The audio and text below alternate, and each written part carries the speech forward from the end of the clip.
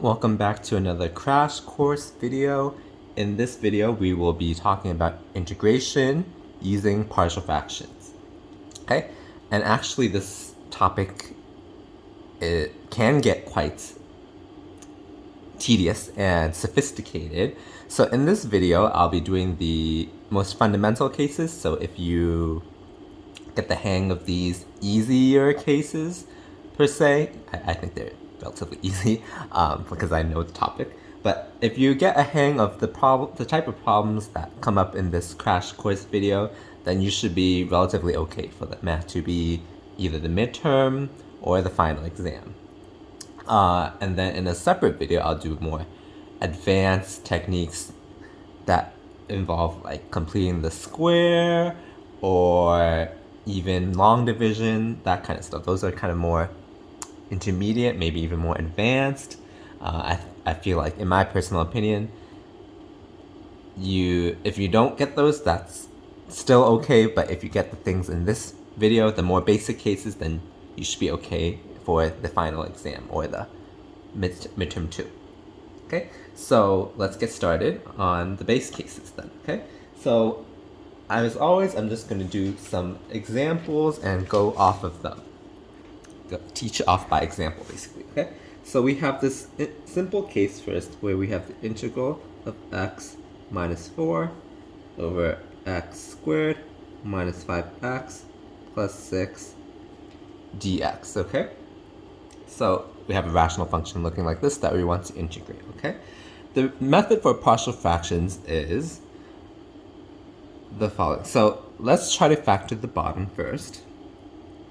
Okay, so let me explain by that. So if we factor the bottom, it will be x minus 3 and x minus 2. Okay, so this is one fraction.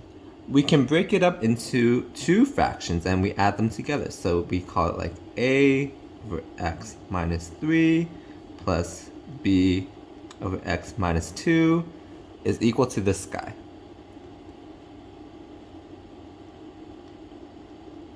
Let me write it like this, okay? So why do we want to do this? Well, if we can break it up into a sum of two fractions, these two are easy to integrate. They're just logs, ln. Okay, so that's the goal. We want to break this fraction up into a sum of two fractions, okay? So how do we do that? Let's multiply both sides by this denominator. So we multiply by x minus 3, x minus 2, basically. Okay, I'm trying to squeeze it all in on this page. So when we do that, it's clear that the right-hand side would just be x minus 4, okay? Because this and this would cancel. How about here? Well, we distribute both terms. This x minus 3 and this x minus 3 would cancel, so we're left with a times x minus 2 plus b times this x minus 2 and this x minus 2 would cancel, so we're left with b times x minus 3 is equal to x minus 4. Okay? There are multiple ways to solve this. In this particular problem, let me show you the easy way, in my opinion. We plug in, this equation has to hold true for all x. So we plug in, for example, x is equal to 2. Okay? Then we would get 0 times a plus b times negative 1 is equal to negative 2. Okay? We plug in x as 2. So 2 minus 2 is 0, 2 minus 1 is negative 1, and 2 minus 4 is negative 2. Okay, so the a term goes away, so we are left with negative b is negative 2, or b is equal to 2. Okay, we also plug in x is 3. Why do we do that? Well, we would get a times 1 plus b times 0 is equal to negative 1. Okay, again, we just plug in 3 into this equation here. So a times 1 plus b times 0 is equal to negative 1. So a is equal to negative 1. So we found the coefficients a and b. And we can even double check when we plug in a is negative 1, so negative 1 times x minus 2 plus b, which is 2 times x minus 3, it should equal to x minus 4. Okay, I'll let you do that on your own. So we can rewrite this integral now as integral of a over x minus 3. So it's minus 1 over x minus 3. And b is 2, so it'll be plus 2 over x minus 2 by dx. Okay? Now this is easy to integrate. As I said, they should just be logs. So it'll be minus ln absolute value x minus 3 plus 2 ln absolute value x minus 2 plus c. And that's your answer. Okay? This should be good enough as an answer. Okay? If you really want, you could simplify you can move this coefficient out front of the log back inside, same with this -1. You can move it back in, and then it'll be a sum of 2 logs, so that's ln of the product of the logs, of the arguments, okay? So you could do that, but this should be good enough for your answer, okay? So once again, to recap, we broke up this rational function into a sum of 2 terms, okay? So this is called the partial fraction decomposition method, okay? And in this particular case, we know that since this equation has to hold true for all values of x, we plug in easy values of x to solve for the coefficients a and b, okay? In a different example coming up, I'll show you a different way that also works, and it just depends on the problem which method is faster, okay? In this problem, this way was much faster than the other way. I'll show you later. Okay, so let's move on to the next example, okay? We have the integral of 1 over x squared and x minus 1 squared by dx, okay? So we follow a similar method to what we did above, okay? There's a key difference here though, okay? So the factors, conveniently it's already factored, is x and another x, because it's x squared, x minus 1 and another x minus 1. So we can write it as a over x, but since there's a repeating term, we have to do b over x squared also. So if it was, for example, x cubed, there will be a c over x cubed also, okay? So you have to, if there's a repeating term, you have to write it, you have to keep going, okay? Similarly, it'll be c over x minus 1 plus d over x minus 1 quantity squared, okay? That's all equal to 1 over x squared times x minus 1 squared, okay? This is partial fraction decomposition with repeating terms. This is the difference, okay? So again, we multiply both sides by this denominator. So we would get a times x minus 1 squared plus b times x minus 1 squared, okay? Plus c times x squared times x minus 1 plus d times x squared is all equal to 1, okay? So again, I multiply both sides by this denominator, okay? So we can use a previous method. I think that'll be easier in this problem, so let's do that. So we plug in easy numbers like x is 0 and x is 1 to cancel some terms out, okay? So when x is 0, what happens? This would go away. We would get b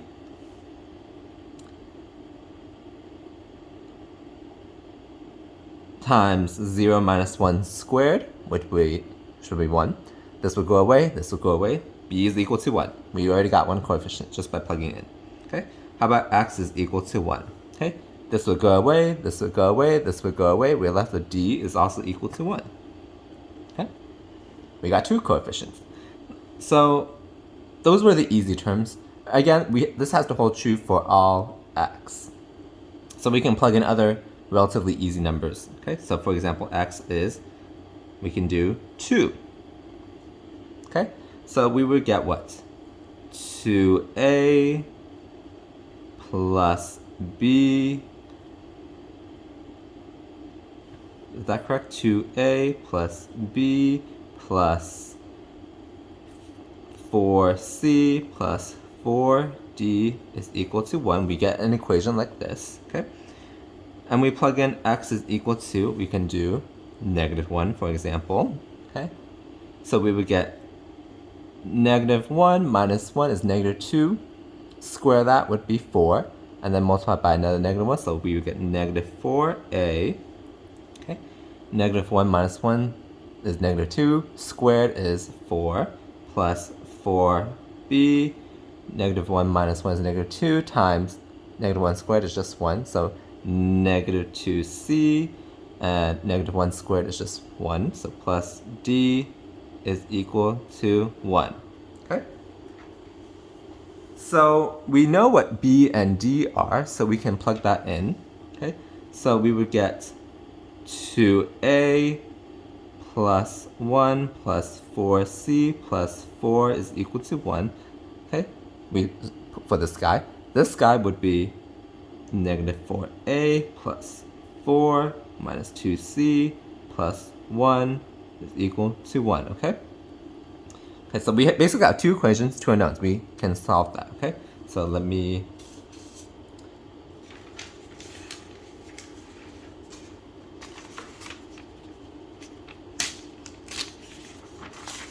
Okay, let me do it over here, actually. We'll just rewrite this integral later. Okay? So we would get 2a plus 4c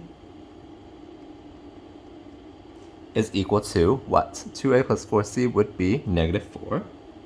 And for this guy, we would get negative 4a minus 2c is equal to also negative 4. Okay? Two equations, two unknowns, we can solve that. Okay? If we just multiply this by 2, and then we add them together, okay, we would get, this would be a 4a minus 4a, that's 0. Did I do something wrong? This doesn't look right. I feel like I did something wrong over here. Let me double check my work. 2a. This looks right. So over here, oh, so 4a and plus a negative 4 is 0, that's right. This is 8c minus 2c, that is 6c. This is negative 8 minus another 4, that would be negative 12. So c is equal to negative 2. Okay, so we have three coefficients now.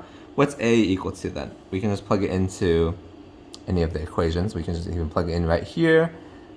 A is 2a, plug it into the top one. 2a is minus 4 times negative 2. That's what c is, okay? I move this to the other side.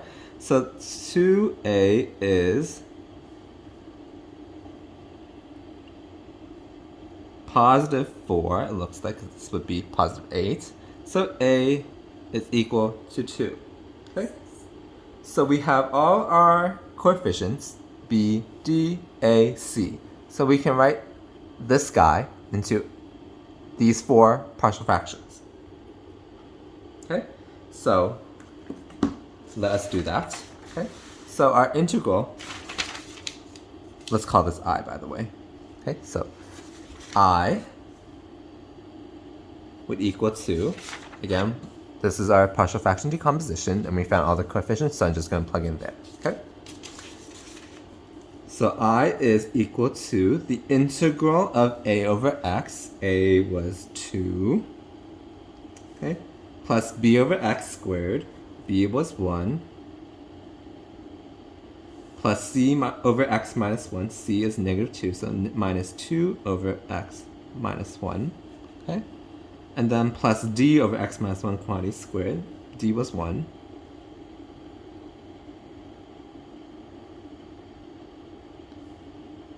Okay? This is our integral. So this guy is much easier to solve. Okay? This is a log, this is a power rule, this is log, this is a power rule. Okay? So let's do it. So it's 2 ln of x for the first term. This one would be minus 1 over x. Okay? This one would be another log, minus 2 log x minus 1. This guy would also be something like this. It'll be minus 1 over x minus 1. Okay? If we could double check, this is x minus 1 to a negative 1 power. If we differentiate, it'll be bring down the negative 1, so this will become a plus. X minus 1 to the negative 2 power. So that's that. Chain rule will be derivative of the inside. Derivative of the inside is just 1. Okay, so this is our answer.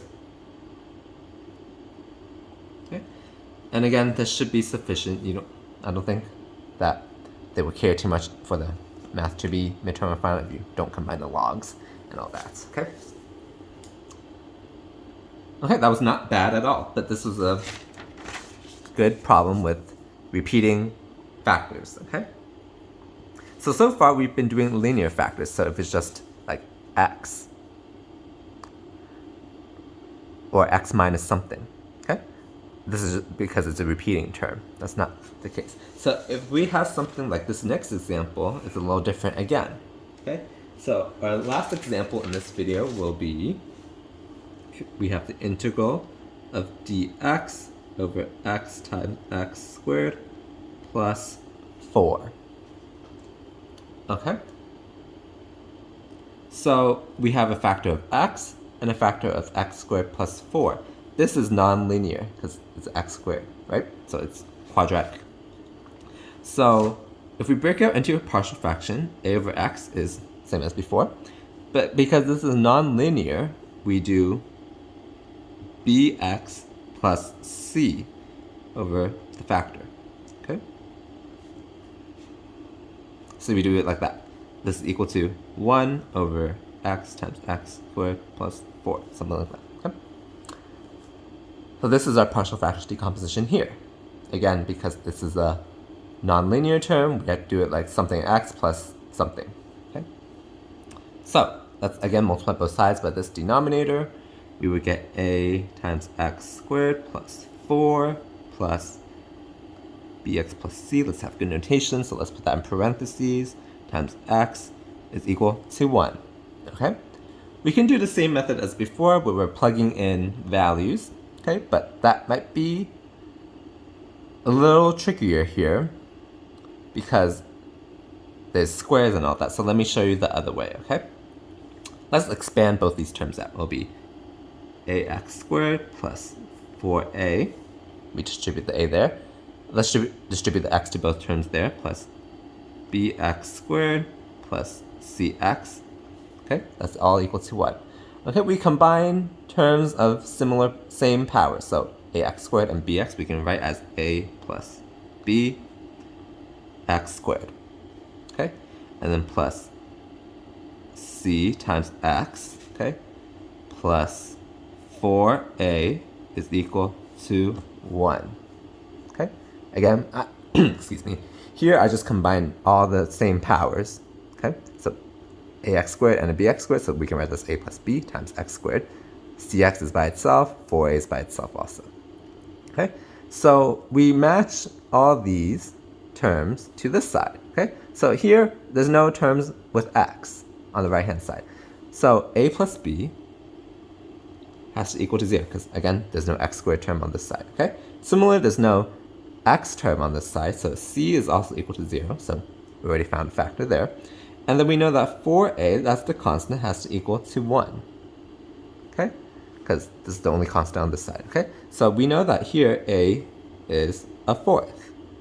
And then as a result, a plus b is equal to 0, so b has to equal to negative a fourth. Okay, so we do that, and then we can complete this partial fraction decomposition. Okay, so its integral, the integral becomes a over x. A we said was a fourth. Okay, a fourth times 1 over x. I wrote it as. Now this bx plus c. B is negative a fourth. C is 0, so plus. We can do minus 1/4. Okay. So it'll be times x over x squared plus 4. Okay, we can write it like this. I dx, okay? This first one is easy, that's just a log. This one is also easy, we can just do a substitution. Okay? By the way, in a more general case, sometimes you might have to break this up into bx over x squared plus 4 plus c over x squared plus 4. In this case, c was 0, so it made our lives easier. But in the general case, if c was non-zero, we break this fraction up into bx over x squared plus 4 plus c over x squared plus 4. Bx over x squared plus 4 you can solve by a substitution like we're about to do. C over x squared plus 4, that's just the arctan. Okay, so that's the idea for this type of partial fraction decomposition. Because this is just log, this first term over here would be substitution, so that's another log, most likely. If I'm thinking of it correctly, I'm pretty sure it's a log, we'll see in a bit. And then this side over here is just arctan, so that's the idea.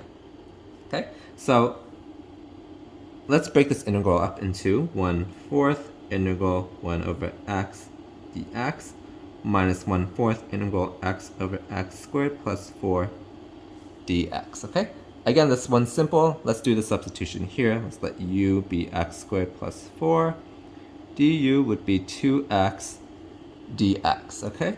So let's solve this integral already. So it'll be 1/4 log of x minus over here it'll be 1/4 and divide by another 2 because x dx is du over 2, so it'll be minus 1/8 integral of du over u. Okay, so as I said earlier, it should have been log, and it is. So it's 1/4 ln of absolute value x minus 1/8 log of u plus c, but let's just back substitute already. X squared plus 4 plus c. And that's our answer. Okay, so this is not bad at all. Again, in this particular problem, I showed you that a different way to solve for the coefficients. Okay, I believe this is the general way that most textbooks teach you. And some professors definitely teach you it this way. I actually was taught it by this first method. Okay, but sometimes one way is faster than the other. So as you just do more problems, you'll figure out which way is faster, or which way is more likely to be faster. In this simple case, where it's only linear terms and they're non-repeating, this method is most likely the fastest way. Okay, when there's like quadratic factors involved and all that, I feel like usually this case is over half the time faster. Sometimes this plugging in method is faster still. So it just depends, again, which depends on the problem, and of course definitely which one you're more comfortable with. I would definitely just stick with the one you're more comfortable with. If you're comfortable with both, then, you know, just pick any one you think would be faster, okay? So that's it for this more base case level for integration by partial fractions. So hopefully this was helpful, and hopefully if you are able to get these types of problems, then you should be good for the midterm or the final for Math 2B, okay?